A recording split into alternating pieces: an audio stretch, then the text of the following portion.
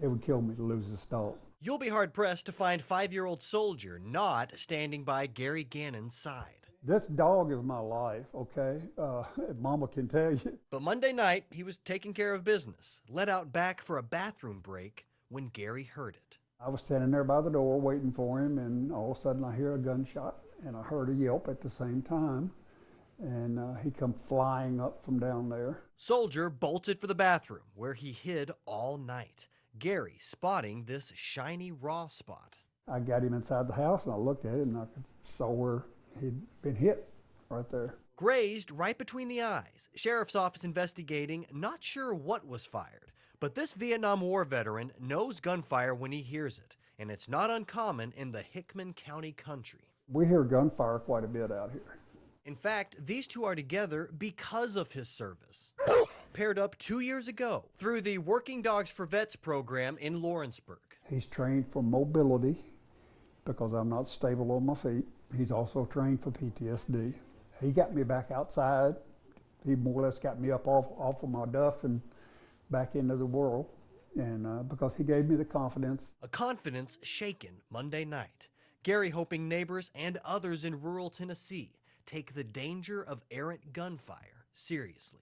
It could have really been a disaster if it had struck my wife or struck me or struck one of the grandkids or something here. Carelessness is no excuse. Adam Snyder, News 2. Before starting his shift, Officer Cosmin Nettles will add this new tool to his uniform. To start recording, all you do is you hit this twice. With his camera right below his chest. We don't want it to block our hand. Minettos is one of 20 Clarksville police officers who'll start wearing body cameras next week, then train other officers. This is where we'll come. Each morning, we'll get a camera. 452 new body-worn cameras will be deployed starting next month, 2 per officer. Patrol officers, traffic officers, canine officers. Chief Alonzo Ansley says the goal is transparency. A person makes a complaint of officer misconduct, and we would have this as a tool. We definitely hold officers accountable. Ansley says the policy is simple. As you're going out, power your camera on. As you're coming back, power your camera off. Officers will record any public contact while on duty. Clarksville police have had dash cameras in their squad cars for years, but police say the body cameras will add a whole new perspective to what happens in the field. People see that they're being recorded. They want to be honest, and they're going to be honest, and they're not going to act up maybe like they would before. And it's not just Clarksville. Lebanon police will roll out their body cameras by December. Metro police will have body cameras in by August or September of next year. Any contact with a citizen and that you're performing a law enforcement function will be recorded. In Clarksville, Kim Wynn, News 2.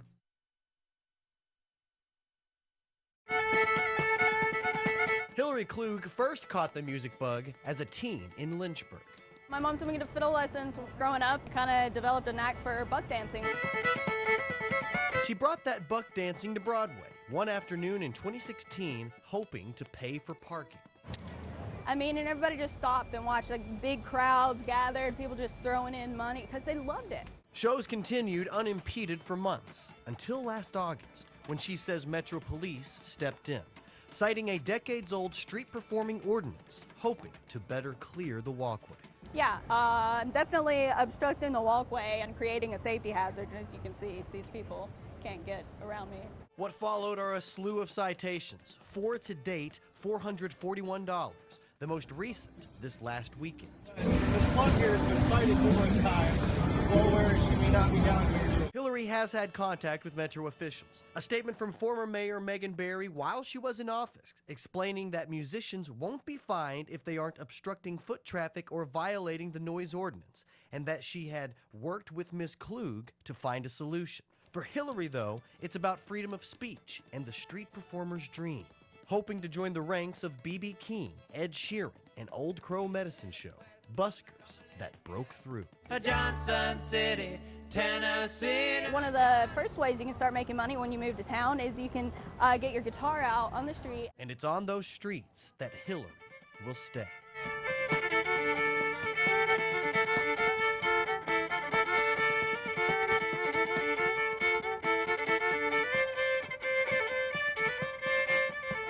Growth in Nashville. We're seeing more trauma patients, more stroke patients, more general medical patients every year. It's everywhere, from congested highways to cranes downtown and even crowded hospitals. It's tough to keep up. Right now, our biggest challenge is physical space. Space Dr. Marshall Hall with TriStar Skyline Medical Center says is needed most in the emergency department. It has led to some increased waiting times and patients holding in the ER longer than they would. So for the next year, TriStar is getting a major facelift. This is where the new addition to the ER will be. Expanding its ER and ICU. A new waiting room, new triage area, 8 new treatment beds, and a family counseling area. Adding 60 inpatient beds, more CT scanners. We'll be tearing out all of these walls and turning these empty rooms into a space to serve the mentally ill. They're also expanding by air, adding a 3rd helipad by the end of the year for air transports. TriStar had a 128% spike in trauma patients from 2015 to 2018. Hospital admissions went up 23% in the last 5 years. To keep up, the hospital increased its number of ER doctors by 30%. Every year you're breaking records for patient volume, then we have to continually be hiring both nurses and physicians. Growth, Hall says they can handle with the right adjustments. It definitely presented challenges, and it was, all of a sudden. In Nashville, Kim Wynn, News 2.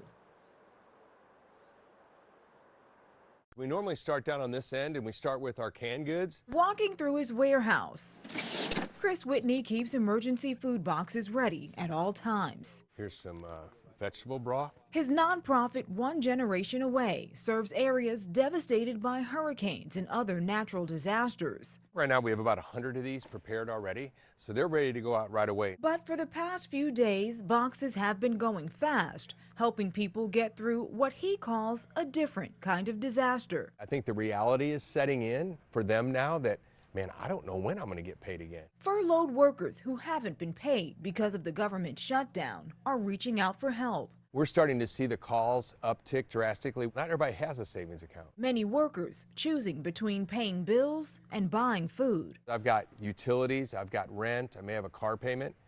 And so where does food fall into that? So last week he put out messages on Facebook, including this one. But if you're a furloughed worker, we want you to know we're here to help. Since the announcement was made, the nonprofit has already given away about 30 to 40 emergency boxes to furloughed workers.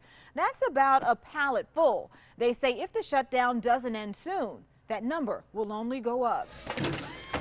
People's lives are in the balance on this one, and I want to make sure that somehow this gets settled. But in the meantime, we're here to feed them. With no end to the shutdown in sight, Whitney says he'll do whatever he can for as long as he can. Every little bit helps. In Franklin, Kim Wynn, News 2. Just beneath the steady hum of Nashville growth, a new sound arose in the North Gulch. Labor groups from across the city descend on North 11th, ready to share their story. Part of our goals are to let workers know that they do have rights. Fausto Flores died 1 year ago working on the Solis building here in North Nashville. His death, the 3rd last summer alone, including that of Sergio Gutierrez and Alfonso Dominguez. Their names, just 3 of 16, honored Wednesday night. Ivan Sanchez. Through all of last year, there were 10 deaths across the North and South Nashville divisions, 5 so far this year. Labor groups believing part of the problem is a lack of training, lack of accountability with contractors.